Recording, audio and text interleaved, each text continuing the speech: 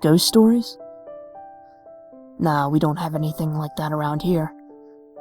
We do have the story of Jacob, but that's about as close as you'll get. You really want to know? Well, I'm not supposed to tell you. But alright, just no interrupting. I don't have the patience for it. How to describe Jacob Emory? Well, I guess you could say he was the kind of guy you could never take notice of. This isn't to say he was a bad kid in any sense. Many people in this town thought he was the most reliable person for an odd job in the state. But he never really excelled at anything. He was living proof behind the statement, Jack of all trades, ace of none. Most of this was due to the lack of his own will. He dabbled in near everything this town could offer him. Automobiles, radio operations, store management, what have you. But he never stuck with anything. His friends and workers went after him about it a number of times, but everybody got the same unsatisfying response. It just wasn't enough. Needless to say, any friends he kept were either very patient or never spoke of the matter altogether. It was probably inevitable then that Jacob would leave to go abroad. I don't remember where he went, but I think Gertrude down the street knew before she passed on. You'll have to scout someone if you ever get curious. In any case, no one even tried to stop him. Everybody thought that a little travel would stamp the ambition out of him, or else feed it until it was no longer an issue. Heck, we even gave him a sending-off party, which I thought was pretty nice of everybody.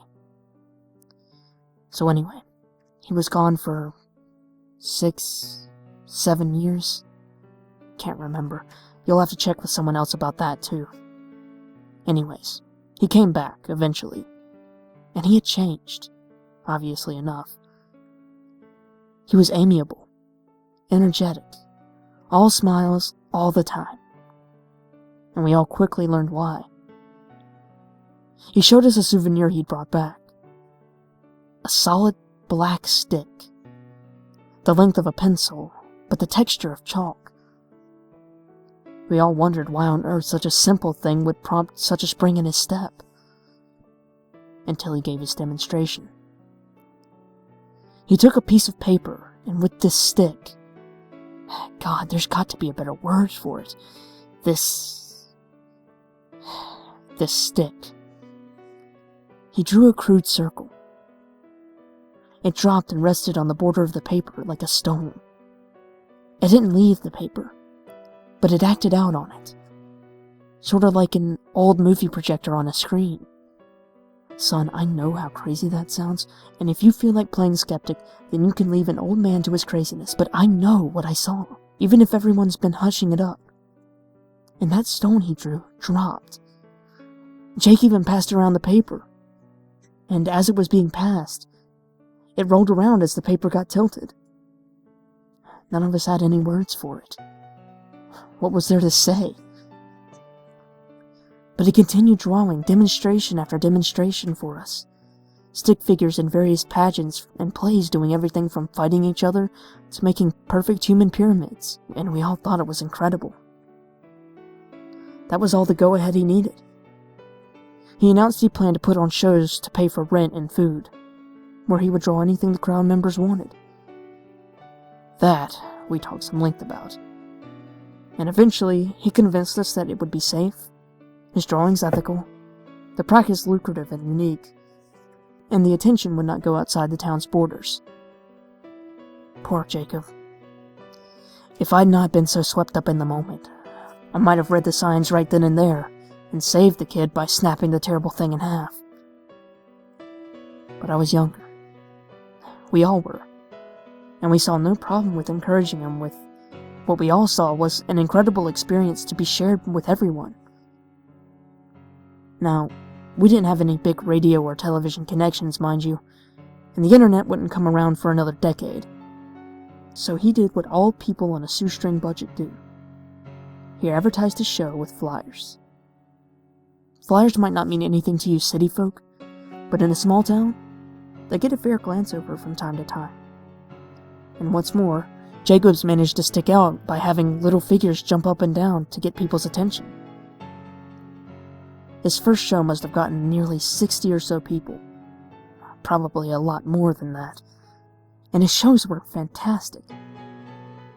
Someone would shout out a scene from a play or a comedy sketch, and Jake's hand would fly over a white wall like a bird. He'd been holding back when he made that stone, that's for sure. His illustrations were all spot on, and he could make an incredible human figure in minutes. Come to think of it, I don't remember any of his scenes lasting more than 10 minutes to make. They were all really well done scenes too.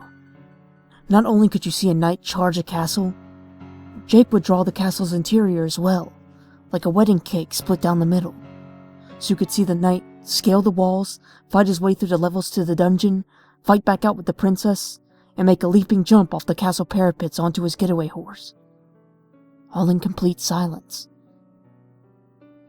Not realistic, no, but that was part of the appeal.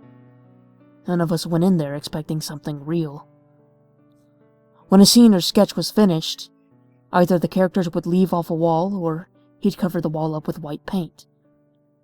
This was good in a way. It gave these shows a time limit, so that when he'd finished with all 4 walls of the room, everyone knew that the show was over, until the paint dried. Jake, meanwhile, was changing in a bad way. I'd mentioned that upon his return, he'd been extremely energetic. Well, that energy, that vitality or fervor, whatever you call it, it never left him. Not for an instant. Far from it. It seemed to grow in him. And he enjoyed it all too much. His eyes grew wider, he slept gradually less over time, his statements and opinions more radical and frenzied. And though he was never a pushover, he was starting to make people nervous in his company. A month or 2 passed, and Jake's audience grew like wildfire. Nearly everyone in town paid to see Jake's art in action, and he had to rent out larger and larger places for them to sit. He now didn't stop after one scene was done. He moved directly on to the next, put on the next blank space on the wall, sometimes to the intriguing effect of causing scenes to mingle, which the crowd loved. The subject matter got more wild and immoral. The monsters got more bizarre and creative. The fighters were using more impossible weaponry, all for the sake of the crowd's interests. Jake got steadily more indulgent, which we figured was more from the money. And he became a drinker and a womanizer. Neither of which got rid of that vitality, by the way. Some of those women claimed that they'd woken up in the middle of the night to see him scribbling with that stick on a drawing pad, a gigantic grin on his face. And while most of them said they'd assumed he was drawing them in the nude, there's rumors that 1 or 2 got glances at the notepad. These anonymous few supposedly said that those drawings absolutely weren't nude pictures. But neither of them, whoever they were, will say what he was drawing. And don't bother looking for the notepads or flyers, though. They're all gone now. I'm getting off track. The point is, he was hitting the bottle, and that's important. Because it was that drinking that would eventually ruin everything. On the night of one of his performances, as he walked in front of the cheering crowd, it was immediately apparent to everybody that he was completely drunk. I was in the front row and I could smell the bourbon on him from 10 feet away. The show started. He went through a bunch of sketches and scenarios the crowd recommended. When at the end, someone asked that he draw himself. Everyone cheered the idea. I guess they'd been wondering what his creations thought of him. And he eventually obliged. No sooner had Jake finished connecting the 2 final lines on his coat than every single character across the vast, expansive wall all stopped and looked directly at that illustration. Lovers stopped kissing, clowns stopped laughing, robots stopped fighting pirates. Everything stopped and looked at the Jacob illustration. The crowd died almost instantly. I remember Jake's face at that moment. Pale white, full of terrible comprehension at his mistake, and looking desperately for the cans of white paint he'd forgotten to put out before the show. Everyone else? They were looking at the fake Jacob. That Jacob reached into his jacket pocket and pulled out a black stick of his own. And as we all watched, drew a door. He pushed on his side and the door swung open, allowing him to walk onto the floor of the auditorium. The rest was absolute hellish pandemonium. People screamed and ran for the exits as Jacob's characters, both those currently on the wall and those which had previously left before being covered up, ran out of their own exit, throwing pies, shooting lasers, blowing fire and poison, and the impossible. I was near enough the exit to escape, and gave only one backwards glance. The scene will haunt me forever. Jacob Emory was being dragged by his creations, kicking and screaming through the door his copy had made. The auditorium burned down, obviously enough, but I have no idea how many characters escaped, what happened to the fake Emory, or how many people died. The fire brought the fire department from the nearest cities up to 100 miles away. They in turn brought the police force, which brought the government, which hushed up everything. They took the flyers and any art Jacob had made, and swore everyone to secrecy or else life detainment. The fire was blamed on a cigarette in the garbage during a basketball game, and we all eventually went on with our lives. Jacob was made to never have existed. In retrospect, I realize everything. Jacob hadn't been creating illustrations. Illustrations don't move, much less act or attack.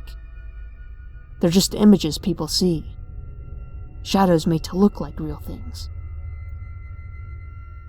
Jacob had been making life, actual thinking things in some alternate dimension, using a power that was never meant to fall into mortal hands.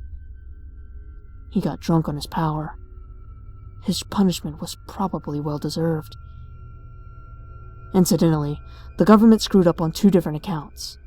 They did a fine job silencing everyone, but proof remains. The ruins are still there, you know. The auditorium's ruins? I hear they're going to start reconstruction now, which will wipe out any remaining evidence that someone can definitely see. But I went back there once, several years after the fire. Just once. Amidst the rubble, covered in ash, I saw something squirming. I looked closer, and it was Jacob Emory's hand on the wall, exactly like it had been 3 years ago. Sweaty but calloused. But it was constantly flailing, as if the body it was supposed to be attached to was writhing in flames. That was mistake number 1. Number 2 was those creations. Like I said, I don't know how many escaped, nor how many the government agents found and caught. But I will only say this. Those tall grass meadows on the outskirts of town, don't go into them. Ever. You were asking about those white figures you've seen at night, right? This town doesn't have ghost stories.